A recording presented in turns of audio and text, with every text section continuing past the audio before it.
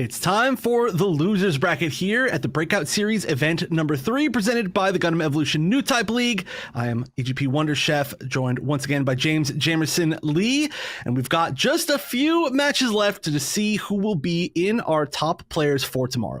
Yeah, and we have already had some amazing matches, but I'm so glad that we get to see Tekka Dynasty again. This time around, they'll be facing off against Skill Issue in the lower bracket, and that means this is your final chance. You lose, and you go home. Yeah, no Skill Issues here. But actually, I do need to talk about the fact that Skill Issue is a team that we've seen quite a few different versions of, and today is no exception. We've seen we saw between, I think, 2 events ago and last event, or maybe it was 3 and then 2 ago, whatever it was, we saw an entirely full team shift. There was only about one person left on the team. And from the last time that we saw them, the last event to this one, we're seeing the exact same thing again. There are a lot of players that I'm not as familiar with on the team. I believe only one single player is actually remaining from their previous roster. So it'll be really interesting to see how this new-ish team plays together that has a familiar name overall. But they're going to be going up against Tekka Dynasty, who is a team that has just continued to get stronger and stronger. And with their roster changes this time around, I think are maybe even the strongest they've ever been. Yeah, and now let's go ahead and take a look at the map picks and bans for this one. It's been very interesting so far with the latest patch, how players have been banning things out, because so far, some of our more popular maps of this season have been getting banned out. Colony Trading Post will be the first one to go. When Harbor City as the second, that does make me think that they might be going for some of the domination maps. No, Quarry as a first map. That is a pretty up-close map, though. And that is going to be a Tekka Dynasty pick off the bat. And then we are going to go to Mountain R&D Lab. Still just the most consistently picked map of this event. Probably going to stick that way overall, regardless of whether it gets picked or not again. But we're going to some closer range maps. Yeah, overall, I love Mountain R&D because, you know, it is a little bit simpler to play when it comes down to basically the team play, right? There are very few places of engagement, unlike Thermal Plant, which has been banned out, where it's a lot more scrappy. There are a lot more angles for flankers to try and find. In Mountain R&D, you're going to have a lot more full 6v6s. It's really, yeah, like a lane map, I think, is maybe what it could be called. But Underground Command Center will be the decider. We haven't seen a Game 3 yet so far, but Underground Command Center is definitely the widest open map of these 3, so we'll see if we get to that option or if we're going to get a lot of close range maps. Despite the fact that Quarry is a destruction map, that first point on it is just so... it's so close range, right? You can play along the walls going up to the waypoint. You can play inside the B hallways, and you never really have to fight too long range until at least you get to that second point. And even then, it's more of a mid-range one. So we'll see if they can really take advantage of that, because we did see in the last set that Tekka Dynasty played, of course, it was the last set that we saw on stream, it was a lot more wide open. We had way more wide open maps. However, they might be going for a little bit more of a brawling strategy here. And again, against the new version of Skill Issue, the new Skill Issue, I genuinely have zero idea how this is going to go. Yeah, and I mean, you mentioned it, right? This is one of the maps where brawlers do tend to succeed a little bit better, but we haven't seen that much Barbados on the day. We saw it in our first match earlier, but then we kind of went back to just no brawlers, even no Exias. It's so interesting how in the span of 3 months, how quickly the meta shifts. I mean, we went from Exia being in every single match to Exia being out, and Barbados, now he was finding a small resurgence in our last 2 events, falling out of favor as well. Yeah, I'm wondering if maybe it's just some unfortunate luck. Of course, you know, with unfortunate luck, Gasman, one of our signature Barbados players, had some technical issues and is on the roster and is there in chats. Shout outs to Gasman, but wasn't playing. Chaotic, another one that we usually see, is on a roster today, but wasn't in the actual game. So I'm not sure if they're actually here as well. But we'll see if we get any Barbados. This is definitely a Barbados map. Of course, we're going to get these players loaded into the game. So as we wait for them to get in, we're going to take our short break, but we're going to go right into game number 1 of our first losers bracket match of the day right after this.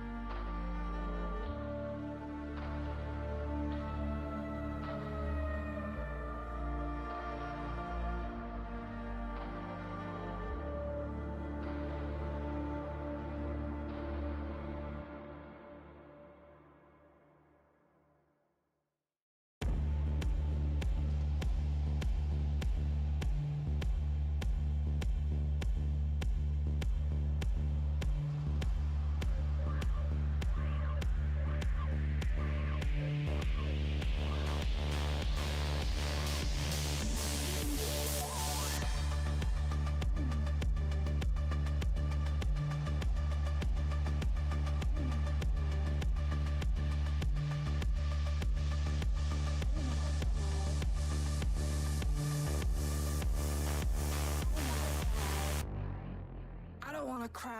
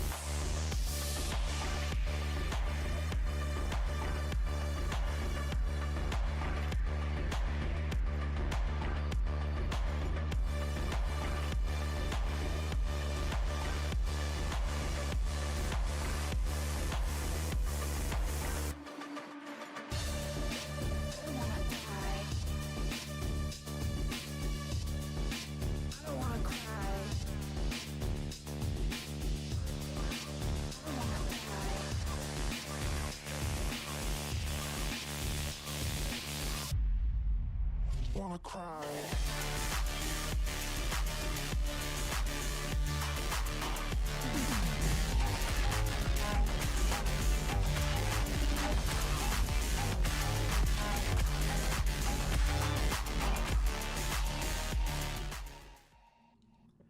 Quarry will be our first map of the losers finals here. Sorry, not losers finals, the losers bracket match between Tekka Dynasty and Skill Issue. I'm jumping a little bit too far forward. We still got a few matches before losers finals, but it's time to see what this new Skill Issue can do and what we're going to see out of Tekka Dynasty in their second broadcast match in a row.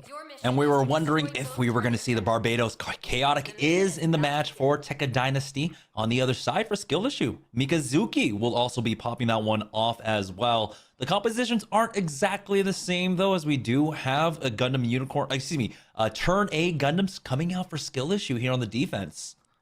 Yeah, it is funny actually. I was like, yeah, Chaotic was on a roster, but it just hasn't played yet. And then immediately Chaotic comes in. So great to see that. Big Chaotic fan, of course. Now on the other side, Bonekel is the only player who's remaining from Skill Issue. Everybody else, I'm not as familiar with. I think I've seen Saint Michael play. Yeah, Saint Michael actually was there before, I think. Maybe they're just under a different name, but hey, the Gun Tank Woos, any 6 Gun Tank Woo, I gotta cheer for that. But here we go. Tekka Dynasty will be on the offense to begin with, and we'll see if now Dark Infester, their committed player on this Hyperion, will be able to help them push through. Yeah, Chaotic. It's all going to come down to him. We'll see if he can go ahead and find the angle. Now, the interesting thing is that the high ground is actually available for Chaotic to try and get up there, but it doesn't even matter. That's going to be Red Protocol getting that first knock. There we go. Chaotic with the opening is in the back line with that Barbados right on top of him. Oh, if he could have taken out mid-air, swapped him down, never mind. He could continue to chase. Chaotic is straight on the Mega Charge plant as well. Oh my gosh, Chaotic coming in hot. Like, it's like, oh yeah, we didn't get a chance to see much Barbados today. And Chaotic's like, hold up, I'll show you all the Barbados. I'll make up for it in the first push, the first life. That was incredible. And that wasn't even like single combos. That's the true strength of a good Barbados player, is playing when you're not just literally one-shotting people and then dying. If you can be consistent, which is exactly what Chaotic's doing, it's sick. Surprisingly enough, they went for the plant onto A, where I think if you've got a Barbados player that's popping off, maybe you want to go ahead and plant around B, where you have a lot more high ground to play around, and forcing people into chokes. You gotta be careful here. As Skill Issue still need to try and get the defuse, but take a look at that. That's gonna be a 1-for-1 exchange. The overall overhead throw onto Chaotic to finish him off. The 1-for-1 isn't enough of them. Now they will try and get onto the point to try and defuse, but they are right into the shield. Mikazuki will end up finding one, but that is not going to be enough to try and get the Mega Charge disarm. And so now we're going to point the second half of the map. Red Protocol actually chasing after these staggers, and we'll be able to find them. Oh my gosh, I feel like we're like 10 seconds into this match and we're already about to get a plant, or at least getting the waypoint at very minimum. I love that strategy that they took to try and use the shield of the Hyperion to try and like just protect somebody while they disarmed. But unfortunately, the I think it was the Methis was just slightly outside of the shield, and I can't even talk about that because we're already here with a Brono fell down, got pushed back as the grab came out. Very unfortunate for RX Moon. Oh man, things are looking really bad for Skill Issue as they end up losing out on 3. They only trade away for Dark Infestor there finally. Hawklight will go down, but the Make a Charge is getting planted down there on B site. This is where Chaotic needs to shine, but he ends up falling in that duel up against the enemy Barbados. Now he is extremely close to his G maneuver as Mikazuki ends up going down. Melee might be able to get the repair onto him, and they will get him up just in time, but that's still buying time for Chaotic. Now we've got the Ashmar punch to just even stop anyone from trying to go for that disarm. Oof, yeah, the picks here are huge. This feels like this might be it. They need to regroup and get one more fight in. They've got the G maneuver, or they got at least like 2 G maneuvers, right? They're not quite gonna have enough time, I think, for the Screaming Nimbus, and that's a really unfortunate thing. But between the Barbados and the Ashmar G maneuvers, they're gonna have a lot of lane clearing, and if they can clear out that little room of a lot of the defense, that's gonna be their best option. However, can they even get there first is the main question. Oh, and that's gonna be huge 3 from Dark Infestor, and that is such a huge delay. Somebody's on the disarm, but they just don't have many people. I assume that's gonna be it, and what a great Lancer there from Dark Infestor. Ends up getting the triple, almost got a quad with that G maneuver as well. Dark Infestor really flexing his Hyperion play. And it came down to so many different players from Tekka Dynasty, honestly, having their own little moments to shine. We saw Chaotic there, creating some great openings. Red Protocol as well on that Ashmar. That was the initial pick that started the snowball here on the map. I'm really loving the Hyperion play from Dark Infestor. I mean, you can just see the damage is really considerable. That was such a fast map that even the winning team didn't have very much damage. But Red Protocol and Dark Infestor leading the pack by quite a bit.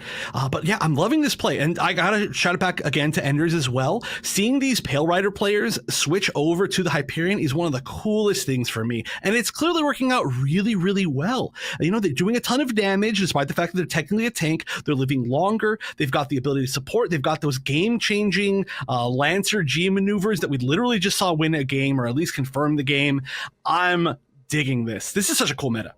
Yeah, I mean, both of them are fairly self-reliant, right? Pale Rider has his healing pad, but on the other side, you've got the shield for Hyperion. So either way, they're very self-reliant and don't really need the team to peel for them. But when they do have the peel and they have the space, they can do a lot more. I feel like the difference is that when it comes to the Hyperion, because he can play a little bit more front line, he can actually play a little bit more aggressive than a Pale Rider would typically. Now, though, as we swap sides, Skill Issue, they have an uphill struggle because there's 3 minutes and 40 seconds left in the timing for Tekka Dynasty, so they need to be fast. They need to be extremely fast. It looks like we're going to see a little bit of a push up from the turn A. I wonder if Chaotic's going to be defending. Yep, there we go. Chaotic just taking that leap into that little space, the little death box up there. And now nobody can push. That alongside the flame grenades are just go from Red Protocol. It's so difficult. It's so difficult to get into that spot. And even though there hasn't been that many full kills, just already stopping this momentum is huge because like you said, they have to go fast. That's the 2-for-1 for Chaotic there. They will get another repair on to Moon. But man, he is an absolute shambles right now. They're going to go ahead and try to go back up, but you can see they're just having difficulty dealing with him. And they need someone like the Ashmar to get up there, but you can see Chaotic somehow survives with about 50 HP and backs away, finally buying some space. But as soon as they actually get rid of him, they no longer end up holding the angle here. Finally, the duel ends up going in favor of Mikazuki, but it's still a 1-for-1 exchange. It is still offense sided. Of course, they'll have the respawn distances to be able to really play off of, but Skill Issue have not been able to push forward at all. Even with that pick, that's tough. They just haven't been able to push past this classic little box area. But here we go. They're literally physically pushing in there. But look how much damage they took, especially from that flame. But just the combo of that and just a ton of shotgun shots coming out of Azor are just gonna shut down that push almost completely. Bonekel going down as well, trying to fly away. And this is not only basically a full team wipe, but a decent stagger as well. 2 minutes and 50 seconds left. They're gonna have to spend at least about 20 seconds just waiting for those respawns before they even regroup, but they're pushing forward a little bit early. And I love how they're playing this. Remember, back in the Pale Rider meta, Pale would usually play on the right-hand side to play off the health pack individually on the on the left side of the screen. But this time around, he's deathballing a little bit more, offering some support for his tank front line there. And they are finding it extremely difficult to deal with the double shield of the Sazabi along with that Hyperion. A robot finds another pick. That's going to be Mikazuki going down, allowing Chaotic to have so much more space, so much more presence here on the high ground. Dark and Fester with another pick as well. Now Skill Issue are just struggling like we've seen teams in the past with this waypoint. The fact that they've already delayed this long is basically like not a game win, of course, but it's basically like a big win, a big moral victory. As far as just the advantage, no matter what happens, there's just going to be so much less time. Even if they just completely run through all the way here. Oh, the jump over into the punch, along with the Screaming Nimbus. That's going to be a huge way to push in. Chaotic's going down off the bat, but what a counter! What a counter with the Lancer once again. MVP has got to be Dark and Fester right now. And I love the G maneuver discipline coming out from Tekka Dynasty there. All they utilized was that Hyperion G maneuver, the Lancer, along with the energy cable. And so they are just cycling through their G maneuvers for this hold. They're going to have that Barbados G maneuver. They're going to have the Screaming Nimbus, the punch, along with the funnels. And honestly, if you cycle it well, that's 2 pushes, but at this point, Skill Issue might only have 1. There's a first pick off again from Chaotic, or onto Chaotic, but we saw TKD fight back in a 5v6 with their great G maneuver usage. And we might see a jump over here into a slam. That would be really deadly. We haven't seen that attempted too many times so far, at least on stream. But there's just so many people hiding behind this box, and this is the perfect. Oh, wow, actually dodged that axe, I think. This is the perfect spot to get the jump over. That's why we're seeing a lot of people backing up here, because he will jump over. Not enough people to slam, but the counter G maneuver here, the Screaming Nimbus coming out of Hawklight, is going to stop that push at least decently, and there's only 27 seconds left. They need to not only get that waypoint, they need to get onto the point. Oh, nice. Yeah, that was beautiful. He heard them getting into the back line. It was a miracle play that Mikazuki was trying to go for there on that Barbados. Try to get the plant, maybe pull them away, because they have not been able to crack the defenses of Tekka Dynasty. Now coming down to the final seconds. 7 seconds remaining, and Chaotic is going to finish it off in the flash. He's got his G mover down. Azor has his funnel as well. And this is the impenetrable wall of Tekka Dynasty, shutting down Skill Issue in map number 1. They have already adapted so well to basically all of these changes. I need to remind people here, if you're not as familiar with Gundam Evolution, this new season started like 3 days ago, maybe not even 3 days ago, like 2 days ago, 2.5 days. And already these teams are adjusting so well to using Hyperion. Like I said, I said it had to be the MVP, but the game also thought that Dark Fester was the MVP. The Hyperion changes, basically all the balance changes, right? On top of everything. They're just so on point already. It's so sick to see. The scary part is that, this is just the first half week of exploration with this unit, especially in a competitive setting. And so you have to imagine that we're basically here in terms of potential, and we're, we can have so much of a higher skill ceiling when it comes to that unit. So I'm really excited about what the future holds for that particular unit. I know, I'm actually kind of scared with how well it's been working so far from the players that we've seen today, but we will probably get another game of Hyperion in map number 2 of this losers bracket set. Before we do that, of course, we're setting the players up, so we'll be right back with map number 2 right after this.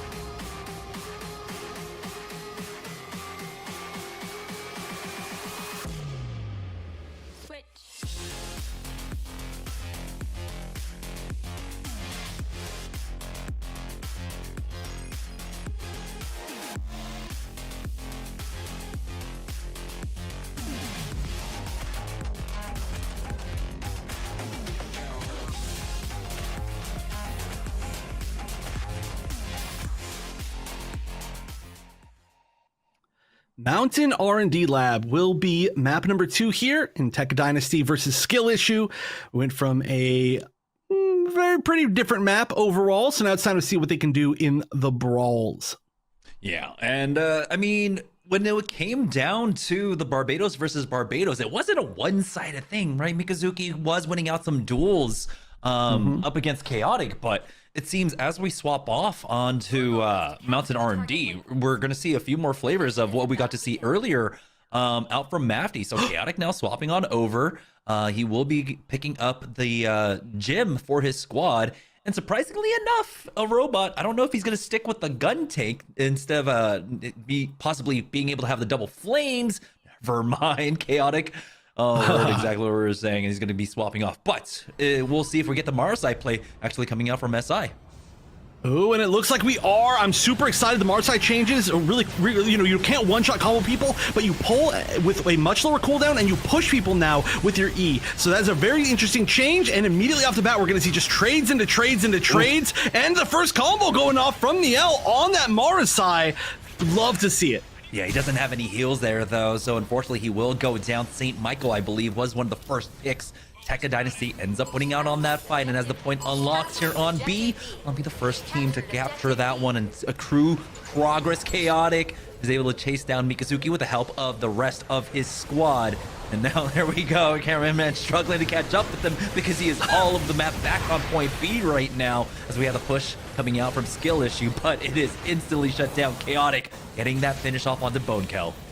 The only person that can follow Chaotic is Chaotic. We need to get Chaotic on the cams for the next tournament. But that, yeah, is a huge pick, of course. You really need the full team versus team match here. Oh, the pull all the way up to the top layer. I mean, maybe not quite the middle level right there, but the lower cooldown means that you can go for those really big risky pulls without worrying too much. It's down to like a 7-second cooldown or something, and those pulls in the coordinated team are going to be death. It just doesn't quite get the one shot afterwards. Someone from Skill Issue almost snuck away some percentage points, but it will all 100% go the way of Tekka Dynasty. Instant transfers coming out. Mikazuki ends up winning out the duel against Chaotic, even though he had that knowledge information. Red Protocol has to be careful, though, as he eats that Ashmar grenade, falls back, does have the shields as well. For Skill Issue, though, they haven't been able to full regroup and knock them out of that high ground quite yet. Dark Confessor does get knocked to the ground, but will survive for the time being. And there it is, Red Protocol with the punch and the setup. He sets up his own pins to knock them all down. Oh my gosh, not a single one of those kills was from the punch. They were all post-punch. That was incredible. And I mean, that we talk about it so much, how good Ashmar is on this level, because again, you not only do you get the punch off, but it knocks them all into that wall and CCs them, and then your team cleans up. Or, you know, maybe just you clean up if your name is Red Protocol. Chaotic does get spotted out here. He does have that Barbados G maneuver ready, funnels along with the Screaming Nimbus, but a huge pickoff. Chaotic falls. Once again, though, St. Michael, excuse me, is the first one to fall on the Skill Issue side, and that is not what you want to see. You need to keep your healers up. So that's going to be an unfortunate slowdown on the push for Skill Issue. Tekka Dynasty still maintaining position here over A, and it looks like they will get complete progress. We're going over to B once again. Chaotic is here in the back line. Oh, just barely getting away as usual. Chaotic, one of the most slippery Barbados players that exists in these tournaments, for sure. Probably one of the slippiest Barbados players in the entire world. It's probably without a question. Now, there are a ton of G maneuvers up on both sides. We're about to have 6 G maneuvers up on the side of Tekka Dynasty, although it's about to be 5 because this one's getting a lot of mileage. That is a ton of damage to about 3 or 4 different suits. They weren't quite able to follow it up, but even if they make the backup, that is going to be a nice delay as the site's about to open up. Yeah, but it's Hawklight, though, that's finding additional value after all of that. Will finally go down as Moon picks him off. Still, though, despite that, Tekka Dynasty have more members on the point until Mikazuki gets in, takes out a sword with the help of Elfu on that Dom Trooper. Butterfly being utilized here, though, to clean things up, and it was still Tekka Dynasty that ended up taking that point. And so now Skill Issue needs to clean up the remnants, but they're not able to. Red Protocol, a robot, they're both here to finish things off. We know how strong the Gundam Unicorn can be here on the lower level. As extra time ticks away, they just need to go ahead and finish off the last remaining members of Skill skill issue, and it took a little bit of time to clean up, but it looks like they will be able to do so. Skill issue ends up losing out on round number 1. Tekka Dynasty were made to work for it, though. That felt like that was going to end like 30 seconds ago. They just kept jumping on points over and over and over, just barely extending that time. It was like, oh, it's done. Oh, it's done. Oh, it's done. Oh, it's not done. It's not done. But I mean, hey, you got to do what you got to do to keep the game alive. And Skill-Issue did a great job of that. But Tekka Dynasty now only needs one more round to advance in the losers bracket. And with the way they're playing, it's looking pretty assured. They had so many resources available at the end of that game. Oh my gosh, Red Protocol. Look at that damage. That's like double almost anybody else's damage. That is disgusting. Yeah, absolutely insane what the Ashmars can do, and especially with how much space was created, right? He was not the one that's receiving the focus. I mean, so far, right, we're seeing Azor, of course, on the Sazabi being focused down. We're seeing Chaotic getting focused down as he's in the back line. And so that just allows him to get a lot more space and basically just do Ashmar stuff. I don't know if he's going to stick with this new, but if he does, I would be, excited to kind of see the exploration of it, but I fully expect him to swap off as the gate unlocks.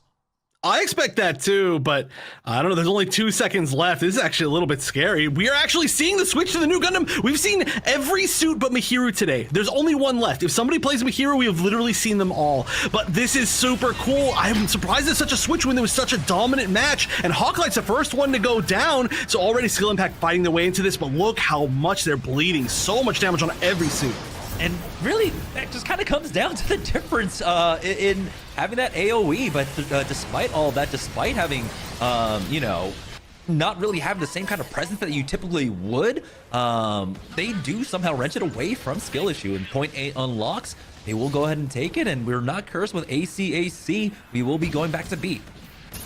We got a lot of Bs this time around, actually. A little bit surprising, just with our strange curse of the ACAC curse. But right now, they've got to fight for A regardless. There's still tons of time left on it. And they are just getting AoE'd down so heavily down there. When you've got a team that has, Hawklight on it, and then actually, they got a little bit less AoE just because of the lack of the flame grenade with the switch from Red Protocol. But the rockets from a robot on the gun tank can do massive AoE damage too. Yeah, and a lot of chip damage, right, with that gun tank as well. And he does have some tankiness to him with his abilities, but Skill Issue now try to push up again. This push is coming at such an awkward time. 8 seconds remaining. You might be able to get the team wipe, but you end up only getting like 2 or 3% if you win out the fight clean. They're not even able to do that. So Tekka Dynasty will get full percentage points. The repair as well coming out. No, it looks like he got sniped last second. So Red Protocol is going to have to take the walk of shame all the way to point B. Yeah, that was a really heavy push. When I think that these teams, a lot of them are really used to it, but you just gotta really preemptively push towards the next point, especially on maps like this where it's so fast for the other team to do it. Just barely getting picked from the other side, and that's not going to be a full destroy too, so no chance at the repair. Right now, currently, the position is so good for Tekka Dynasty. Again, this is the final round that they need to move forward in the bracket, and Skill Issue just needs to hold on for dear life. They need to at least take a round right here, and then another round, and then game, and then, yeah, this is tough. Oh boy, we got the Lancer online right now. And you gotta be careful. Wait, never mind. Stark and Fester swapping on over to that Pale as Hawklight ends up cleaning one. It's a 2-for-2 exchange, though. Skill Issue still have some purchase on this fight, but you can see they're going to go ahead and back away from the Tekka Dynasty side. Here comes the flank out, and there it is. The home run from Mikazuki, swinging for the fences, picking off two, but he hasn't finished them off quite yet. Dark Investor is back on the point. Finally, Skill Issue are able to get some progress. It's at 4%, but it's that's really all that they're going to be able to get here, as Tekka Dynasty now should be setting up for point A. We'll see how many of them have actually rotated over. We do see, of course, the Ashmar flying over and immediately getting picked by Hawklight. Probably a laser out of there is what I have to guess, at least for most of the damage. But Mikazuki below, that could be huge. This might come down to another duel. Although I don't know who's going to win that one. This has been pretty 50-50 here. Chaotic at least going to, bait the grab from Moon. That looked like maybe intentional. It was a pretty far away slam into a backdash immediately. Yeah, every G maneuver sounds like it's getting popped, but we still have a few in the back, as a robot does have his have a shuttle along with that chaotic Barbados G maneuver, but he's not even going to use it, as now they pushed forward off of that, and now he does get stunned up, but it does seem like he's going to be safe. And so with 4 G maneuvers online, the Screaming Nimbus, just the CC alone is going to be enough. But he will pop it one last second to try and shut down Moon in the air. And the Moonlight Butterfly is going to find up too, but he still needs to get onto the point to try and deny this. But the Screaming Nimbus getting popped now from Tekka Dynasty to clean it all up. That's going to be the 2-0 sweep, both on this map and in the sets. They are looking so good. And I mean, we saw that earlier, but they're just continuing to. I got to point out too, weirdest like kill feed message that I've seen. It said the butterfly kill on Core Fighter. It's like, oh, that's unfortunate. I mean, you love if somebody can snipe somebody out of the air, a butterfly out of the air with Core Fighter, that would be sick. And Listic actually just shared a Lancer out of the air, or Lancer being used to counter an aerial butterfly earlier, which was sick too. So we're finding all these different counters. That one didn't work out, but I love the idea of it. Regardless, Tekka Dynasty will be moving forward into our top 4 teams, at least guaranteed. And skill issue, well, they were looking good. They just weren't quite able to put it together. They were getting a lot of great picks, but they weren't able to fully, I think, just take advantage of it. And I gotta say, I love the Marsai pick. It was a lot of successful hooks, a lot of kills. It just not enough came from it overall. So I think it was working. I think the lower cooldown on the hook is actually really strong in a coordinated play, but I'm excited to see if maybe more advantage can be taken from it. Yeah, Melee ended up finding a lot of picks with that Marasai hook, and I love the fact that it is on a lower cooldown. You don't really have the same kind of oomph anymore, having that one-shot potential with the combo, but still, seeing how much value he was able to get off of it, if his team could have just survived a little bit longer. But you can see how space has been created basically by Chaotic consistently, even though he was giving his life for a lot of those kind of back angle plays, he was still creating space for his squad. So Melee, I liked what he did, but ultimately I don't know how well this is going to slot in the current meta right now with just how many shields are in play.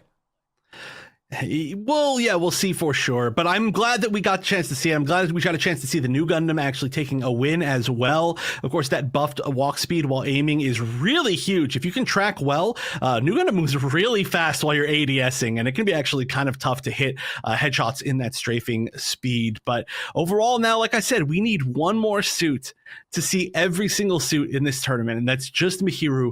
And that's honestly, I'm kind of surprised we haven't seen more Mihiru, because that can be a really scary suit in a lot of defensive positions. But the fact that we've seen every other one, as far as I can tell, and almost every other one doing very well, is really sick to me. I am super in love with how the balance is currently, and I think a lot of people are really happy with it as well, especially with Hyperion not being like clearly broken right now. Like, it just seems like it fits in the meta really well.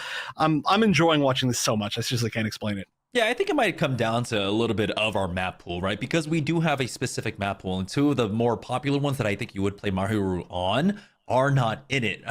So maybe if we swap things around just a little bit, he might have an opportunity to see some light. It feels like it was maybe 2-3 tournaments ago. That was the last time we actually got to see a Mahiru in play. Yeah, well, especially with some of the buffs, it was like really scary for a little bit, then it was weaker for a bit, now it's a little bit scary again for a bit, so we'll see if it ends up happening. But that does mean that we now have one of our top 4 teams set. That means the Tekka Dynasty will be taking on the winner of the other losers bracket match to see who will be moving forward into our day 2, as that will be, of course, our top 3. I think we're ready here for a break as we set up our next match. It looks like we are, so we're going to send it to that real quick while we set up our final match, I believe, of the day. Well, so see you then. Don't go anywhere.